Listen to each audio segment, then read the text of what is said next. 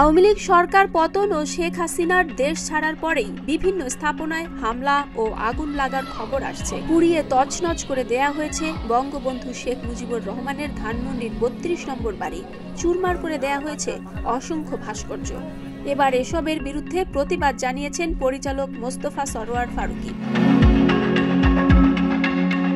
বৃহস্পতিবার এক ফেসবুক পোস্টে অন্তর্বর্তী সরকারের দায়িত্ব নেয়ার পর প্রথম কাজ কি হবে সে সম্পর্কে মতামত দেন তিনি। ফারুকী মনে করেন, অন্তর্বর্তীকালীন সরকার দায়িত্ব নেয়ার পর প্রথম কাজ হবে ৩২ নম্বরের বাড়ির পুনর্বাসনের কাজ শুরু করা, এই বাড়িকে আগের চেহারায় ফিরিয়ে নিয়ে আসা এবং এ বাড়ি সম্পর্কিত বিভিন্ন ছবি, স্মৃতিস্মারক যা যা পাওয়া যায় তা দিয়ে জাদুঘর আবার চালু করা। ফারুকী বলেন, অন্তর্বর্তীকালীন সরকার প্রধান হওয়ার পর প্রফেসর ইউনূসের উচিত হবে নিজেই বাড়িটা ভিজিট করা। তিনি এই বাড়ি ভিজিট করলে একটা সিগনিফিকেন্স তৈরি হবে, একটা বার্তা দেবে। এছাড়া দেশের বিভিন্ন জায়গায় বীর শ্রেষ্ঠদের ভাস্কর্য ভাঙচুর করা হয়েছে, সেগুলো সব ঠিকঠাক করে আগের অবস্থায় ফিরিয়ে আনতে হবে। তিনি বলেন, বাংলাদেশে মন্দির থাকবে, মসজিদ থাকবে, প্যাগোডা থাকবে, গির্জা থাকবে, বোরকা থাকবে, জিন্স থাকবে, সব কিছুই থাকবে বহুজনের এই সমাজে। একটি গণমাধ্যমে তিনি লিখেছেন, উৎসবের সময় শেষ, এখন সময় শৃঙ্খলার দেশ গড়ার।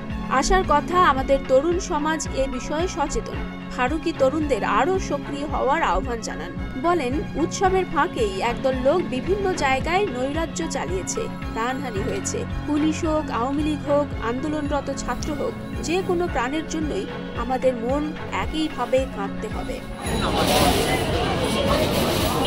তিনি আরো বলেন, একটা গণ অভ্যুত্থান হয়েছে, এখন অন্তর্বর্তীকালীন সরকারের কাজ হচ্ছে গুরুত্বপূর্ণ প্রতিষ্ঠানগুলো যেমন বিচার বিভাগ, পুলিশ, সিভিল প্রশাসন, নির্বাচন কমিশন, এগুলোকে সংস্কারের ব্যবস্থা করে একটা সুষ্ঠু নির্বাচনের দিকে যাওয়া।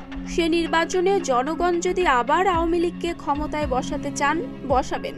জনগণ বিএনপিকে বসাতে চাইলে বসাবেন।